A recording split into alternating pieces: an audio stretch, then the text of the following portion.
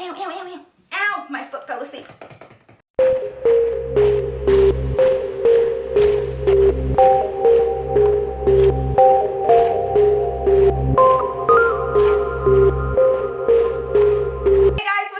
Back to my channel. So today I have another Ask Nikki for you guys. You guys know that this is by far one of my favorite series. I love how we can just sit here, talk about each other's problem, give each other advice, just chill and just be homies. So if you guys are new to my channel or new to this series, let me explain it for you real quick. So I have a series here on my channel called Ask Nikki. And it's exactly what it sounds like. You guys email me at AskNikki@yahoo.com, and you guys have a chance to be featured in my next Ask Nikki video where I personally answer your questions, and you guys get to have your fellow Glamazons give you their advice for your particular situation as well. So I hope you guys enjoy it. Now, before we get into this video, I need to make a disclaimer, and I need for you guys to listen, all right?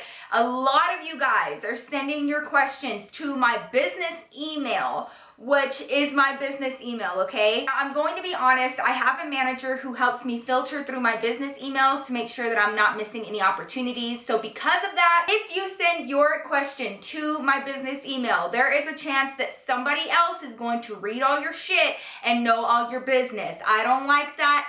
I don't want you guys having all y'all's business out there to somebody that may tell somebody else. You know what I'm saying? You don't want the possibility of somebody else, a complete stranger, seeing your shit. Please email me at the right email, which is AskNikki@yahoo.com, okay? When you have an Ask Nikki question, you email AskNikki@yahoo.com. I was going through my business email, and you guys, it was so many of the Ask Nikki questions, and like my manager had already seen all of them, and I was like, oh my god, like my manager knows that my Glamazons have all these kinds of problems. You got it. Thank you. Moving on. As usual, before we get into today's Ask Nikki, today's glamour shot of the day is my gorgeous Glamazon Melissa. Yes, girl. Thank you so much. You look so beautiful. Thank you for sending me your glamour shot love. I love you guys. Thank you guys so much for all of your love and support, always and forever. You guys know that I would not be here without you, and I could not do this without each and every single one of you. So thank you so, so much. Now let's get into these questions. So the first email is from my Glamazon, Vicky. Hey, Vicky. Her subject line says, I need help ASAP, please. Hey, Nikki. I've been with my boyfriend for almost a year now. We started dating last spring when he was a senior and I was a junior. After the summer, he went off to college 3 hours away in a neighboring state, so most of our relationship we've been long distance. He comes home around once every 2 months, and I've made a few trips out to see him too.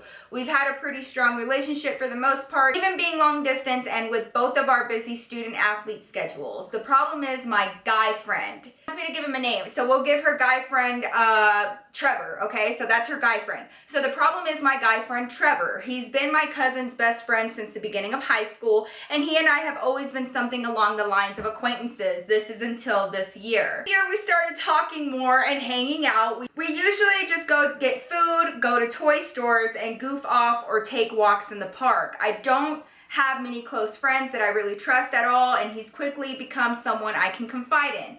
The problem is I feel that the closer I get with Trevor, the further apart I grow from my boyfriend. I told my boyfriend the first time I hung out with Trevor because we are very open in our communication about everything, but he got very upset when I told him, so I've been lying to him every time we do hang out so I don't cause a fight. I feel guilty for lying, but I don't want to lose Trevor's friendship either. I don't know if I'm gaining romantic feelings for Trevor or if I just miss my boyfriend because I don't see him every day. I would hate to lose either of them because I've grown to care about both of them immensely. What do I do to save both of my relationships? And if that isn't possible, which boy do I choose?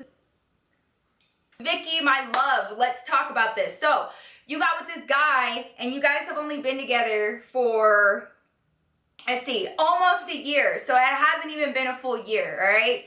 So you got together with him when you were a junior, he was a senior, then all of a sudden he goes off to college. I have always had the same mentality about long distance relationships because I don't want to be put in this position, the position that you are in, because it gets really messy and it's really hard, and some people can do it and some people can't. I feel like as long as David and I have been together, we've been together for 5.5 years now. If I had to move and we had to do long distance, I'm pretty sure that we could do it. But with a brand new relationship, a relationship that lasted less than a year, I don't know. I'd have to be honest with myself and be like, look, until we meet up again, let's see if fate brings us together, but I need to peace out and go live my life. Now that's just me, okay? You stay and you're in high school and you guys are both student athletes. You guys are really busy. He comes to visit every once in a while. You go over there every once in a while and everything's cool. Well then, okay, all of a sudden, here comes Trevor. Now you've known Trevor for a while. Now my first question for you is, where was Trevor when you were with your man? So like when your man still lived there and went to the same high school and you guys were together, did he know about Trevor? Was Trevor ever around? Are they boys? Do they like talk? Like, is there any friendship there? Was Trevor just not around when your boyfriend was around? If he wasn't around, that's a little sketch, and here's why. Because that sounds like Trevor knows that your man left and he's in college, but you guys are still together, and now he's trying to, like, you know, put himself in your life because he wants something more. You told your boyfriend the first time that you hung out with him, hey, I'm hanging out with Trevor today, we're gonna go do this, and he freaked the fuck out, right? He got mad. You cannot just lie to your boyfriend to just have what you want, you know what I'm saying? Your boyfriend is trying to hold himself back. I don't care what nobody says. There's a lot of temptation in college. So your boyfriend's holding himself back from messing around with other girls, hopefully, and here you are lying to him, hanging out with this other dude. Whether or not it's innocent, it doesn't matter. When you start lying to your man for another man, there's a problem, because he obviously feels like Trevor is a threat, and a lot of times dudes can read other dudes, you know what I'm saying? So males know males. Your dude is freaking the fuck out because he knows that there might be something going on with you and Trevor, and he feels that way for a reason. And obviously you are starting to have some confusing emotions, and you don't know whether or not it's because he's gone or if you really like Trevor. But at the end of the day, my love, you have to make a decision. Like you just have to. Your boyfriend has a problem with Trevor. Go get food and goof off and take walks in the park. That sounds like a date. Like, that sounds like shit that you do when you're just dating somebody. And it may be like just a friendship, but you don't know if Trevor is feeling a certain way about you. And like at the end of the day, girl, you have to make a decision, because right now, the way that you're keeping your man, and he's like at a standstill. And from what I know, he's not going out with these girls in college, but you're going out with this dude Trevor when he's gone. So where's his companionship? Who does he get to confide in? How come he can't go out with other girls? Because then it would be a problem. So at the end of the day, my love, you have to hold yourself to the same standards as you hold your partner. It's only fair. You have to be very careful, my love, because when he comes home, who's to say that somebody around the neighborhood or a mutual friend that you guys have isn't gonna spill the beans and break his heart by saying, hey, by the way, did you know that when you're at college, Vicky's out with that dude Trevor? Like, I've been seeing them everywhere at the park and shit. Like, did you know that? You don't want that to happen, because that needs to come from you. You have to be the one to talk to your boyfriend, because if you don't, he's never gonna forgive you. Like, that's so embarrassing. And at the end of the day, there's a dude, Trevor, who knows something that your boyfriend doesn't, and that's so, like, you can't do that, my love. You're gonna break his heart, because you wouldn't appreciate it if he had some bitch knowing something that you don't know. Like, you guys are supposed to be boyfriend and girlfriend. You guys are supposed to be committed to each other, and if you don't feel ready for that right now, and you don't feel like you can handle this long distance relationship, by all means, cut that shit off. You don't need to feel obligated. He is in college. Let him live his life. If you can't do this, that's fine. And maybe you guys can end it in a cordial way, so that way you don't hurt him and break his heart even more. You know, I don't know Trevor. I don't know, you know, what kind of guy he is. But what I do know is that you've already made this commitment to your boyfriend, and that should come first. If you have to close that door before opening another one. If it were me, I would talk to my man, and I would have a long conversation with him and be honest and give him the opportunity to make the decision himself, and for me and him to figure it out. And it doesn't have to be ugly. It doesn't have to be explosive. But if you wait, it is going to be, and it's never going to be the same. So I don't like stressing out about shit more than I have to. You know what I'm saying? So like, that shit just sounds like a lot of stress, girl. And stress brings wrinkles. I love you and I hope everything works out. And honestly, babe, the best thing you can do is just be honest with everybody involved. So this next email is from my Glamazon, Emily. Hi, Emily. Her subject line says, stepmama to stepmama. Ah, shit. Okay, she starts out the email saying, Nikki, Nikki, Nikki. What, girl? What's going on? You tell me what's going on. Okay, my name is Emily. I'm 23 years old and a stepmom to a sweet little girl that's about to turn 3. When I met him, he told me he had a baby girl. I freaked out and thought long and hard before I decided to continue to see him. He's kicked off and we are a really happy family. Here's where it gets pretty tough. Sometimes when my stepdaughter comes home, she calls her dad by his name and other things that weren't so cool after you put 2 and 2 together. At our home, we correct those things and teach her to be nice and respectful. We always get the opposite when we see her for the first time after a while. One day, I had enough and I got off the car when we dropped her off and confronted her mother about this. Her mother denied it all and said she didn't know why these things were said. Anyway, I get very upset because my boyfriend is my loved one, my best friend, the man I will marry one day. He's my family and so is his daughter, but I don't know how to keep my cool when it comes to these type of things and her mother lashing out at my man about their situation. I've seen her get loud once before and I saw/heard her yelling at my boyfriend while she had the little one in her arms. So I get out of the car and ask my boyfriend if everything's okay, and she says, yes, let's go. On our way back home, I could just feel this rage in me because I didn't know if it was right for me to stand up for my man or just watch my boundaries since I can't cross a certain line. I care so much for my boyfriend and I just don't know how to handle this sometimes. Being a stepmom isn't easy.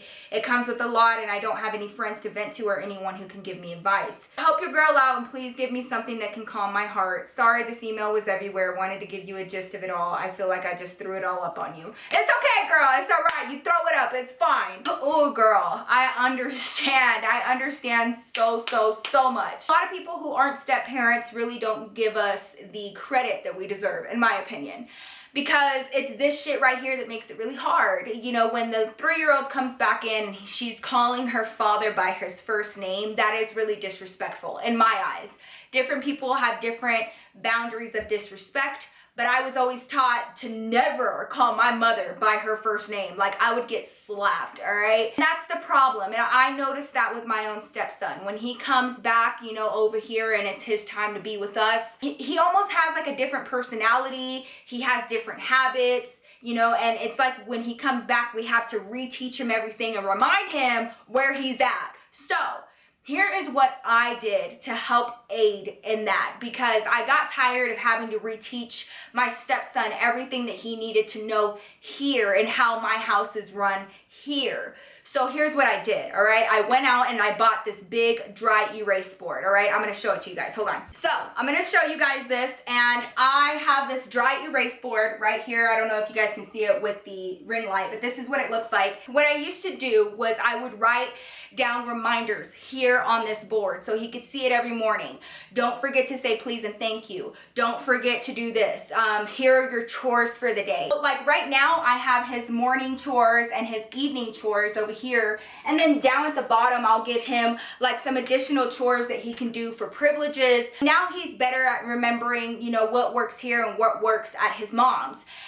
But before he could remember and before he could kind of differentiate the two, I used to use this board to remind him. You say please and thank you. You clean up after yourself. You put your dishes in the dishwasher. A lot of don't forgets. I don't want my stepson to constantly be in trouble. I don't want to constantly be getting after him. I love him, and every time I see him, I just want to have fun with him and create memories with him, but it's still our job to parent him, and what works here is different than what works over there. He has different responsibilities here than he does over there, and as he gets older, he's learning what works where. Your 3-year-old's too young to read right now, so I know that that won't like help right now, but as she gets older, I really feel like this board really helped Julian kind of figure out his place here in our house, kind of get used to the transition, because that's what it is. It's a transition from household to household, and each household has different responsibilities and expectations. At the end of the day, love,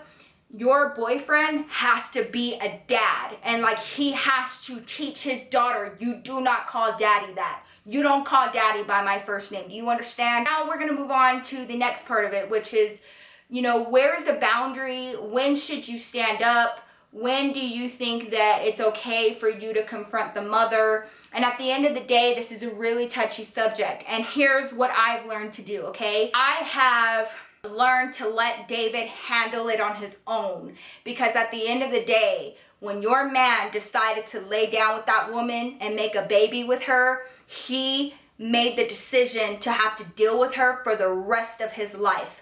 Not me, not anybody else, you. So you need to be man enough, and you need to set down your boundaries as the man, the mother of your child, and you guys have to communicate, because that is your job. First and foremost, love, he's not a boyfriend to you.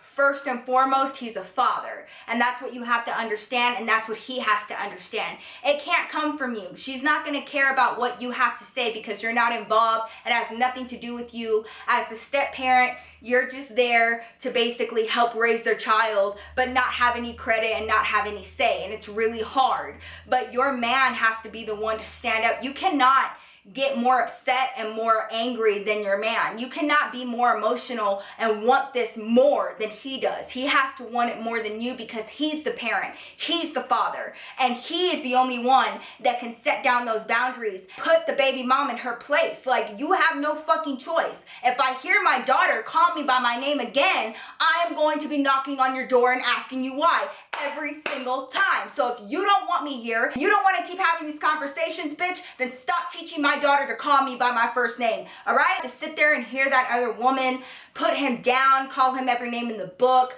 disrespect him, talk over him, and you, everything in you just wants to go out there and be like, who the fuck are you talking to? But you can't, because he made that decision. This is his responsibility. And like I said, when he chose to lay down with that woman and make a baby with her, he chose to have to fucking deal with this for the rest of his life. Everybody thinks it's until he's 18. It's not until he's 18. It's when that baby graduates. It's when that baby is in college. When that baby gets married, everybody is going to have to come together. And your man is going to have to put his foot down, because if he doesn't, this woman is going to take him on the ride of his life. And it doesn't matter what's going on with you and him. It doesn't matter if you guys have your own children, if you guys get married, if you guys are trying to move on. She'll always be a part of your life, always, because he has that child.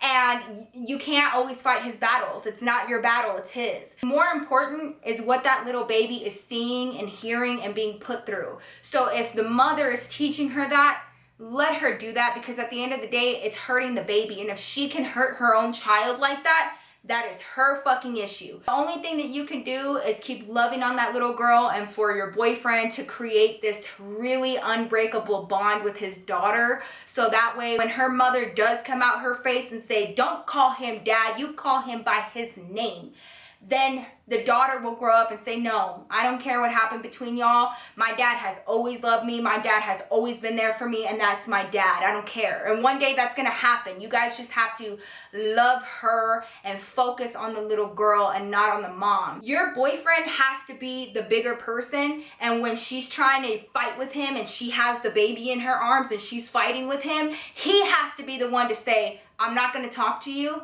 until our baby's either in the house or out of the room. So when you have time, when the baby's not around, then we can talk. But I'm not going to continue to have this conversation and have you yelling at me in front of my daughter. So bye. Bye, sweetheart. I hope you have a great day. Daddy will see you soon. I wish you the best of luck, girl, and congrats to you and your new family. And I hope everything works out. So this next and final email is from my girl, Nia. Hi, Nia. Her subject line is, I'm just not over him. Shit. My name is Nia. I'm 22, about to turn 23 on February 16th. Hey, happy birthday! We had many ups and downs, but for the most part, it was good. We spent a lot of time together, like every day. Down low, he was verbally and emotionally abusive. Time went on, and he became really weird with me. We were stationed in the same place while in the Army, but he got moved 30 minutes away and things went downhill. We went on a big date for the 4th of July, and throughout the relationship, I paid for pretty much all of it, $4,000 in total. But all of a sudden, he told me over text that he didn't want to be in a relationship and wasn't ready for it. I kept going back to him because he acted like he loved me, but just kept using me for money and, well, sex. I'm diagnosed with borderline personality disorder, and it's hard to handle everyday life. How and what can I do to get over him? We broke up in 2015 and I still want to be with him. He moved on. Why can't I? Please help me. You know, it breaks my heart to get all of these emails from you guys about people in your life that make you feel like shit, that make you feel like you were never shit, that can just leave and peace out of your life and just be like, well, bitch, bye. When you realize who you are, how much you're worth, what you have to give, you'll remember that it wasn't your loss, it's theirs. Because at the end of the day, you're a good person and you have a good heart and you have a lot to offer. And for the right person, you would lay down your life and you will be a ride or die to the right person. And if it's not him, that's not your loss. That is his. He could have had a ride or die with him. He could have had somebody that was going to love him through the ups and the downs, but he didn't.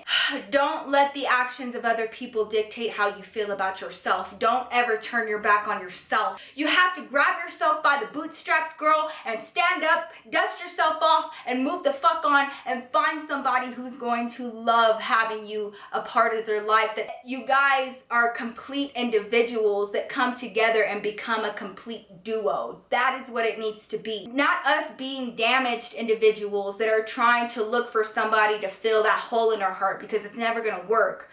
You have to work on yourself and get to know yourself and love yourself, because you are fucking awesome and you're amazing and you're great and you're a good-hearted person. Nothing and nobody should ever be able to convince you otherwise, because you know yourself better than anybody else. And we have to be rest assured in that.